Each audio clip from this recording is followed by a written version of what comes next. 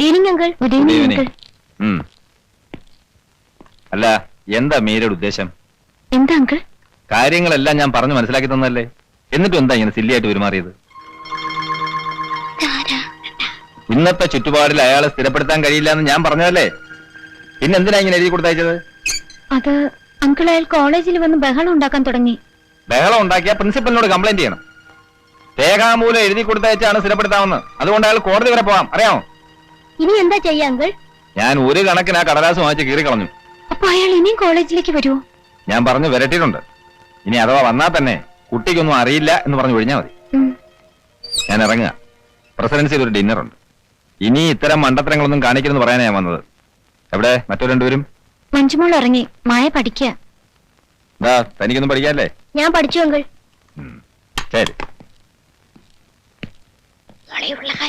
Uncle വാ. Uncle, ഇത് കുഞ്ഞമ്മയുടെ മോളാണ്. നമ്മുടെ കമ്പനിയിൽ എന്തെങ്കിലും ഒരു ജോലി. അവള് നന്നായിട്ട് ടൈപ്പ് ചെയ്യും. എന്റെ മോളായതുകൊണ്ട് പറയല്ല. അവള് കാലെടുത്ത് വെക്കുന്നോട്ട് നല്ല ഐശ്വര്യ. എന്താ കുട്ടി വിചാരിക്കുന്നേ? ഫാക്ടറിക്കാരും പിള്ളേരെ കളിയാണെന്ന്? അല്ല, കുഞ്ഞമ്മ പറഞ്ഞപ്പോ. ഏത് കുഞ്ഞമ്മ പറഞ്ഞാലും ശരി, ഇനി കുറെ നാളത്തേക്ക് ഒറ്റ ആളിനെ അവിടെ വേണ്ട. ഉള്ളവരെ തന്നെ എങ്ങനെ ഒഴിവാക്കാമെന്ന് വിചാരിച്ചോണ്ടിരിക്കുമ്പോഴാ.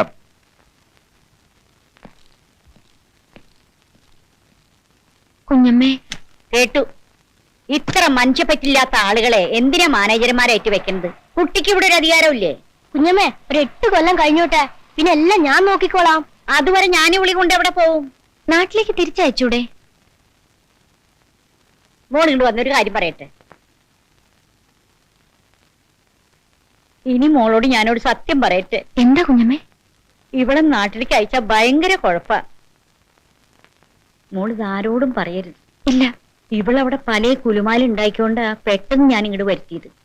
ഒരു മുസ്ലിം ചെക്കനായിട്ടേ ഇവള് സ്നേഹാണെന്നോ കല്യാണം കഴിക്കാൻ പോണെന്നോ മോളോട് ഞാനിതൊക്കെ എങ്ങനെയാ പറയാ? നാട്ടിലാകെ പ്രശ്നങ്ങളാ. എന്തായാലും ഇപ്പൊ അവളവിടെ നിന്ന് ഇറക്കി വിടരുത്. എന്റെ പൊന്നും കൂടല്ലേ. കുഞ്ഞമ്മ സമാധാനിക്ക്, നമുക്ക് വഴിയുണ്ടാക്കാം.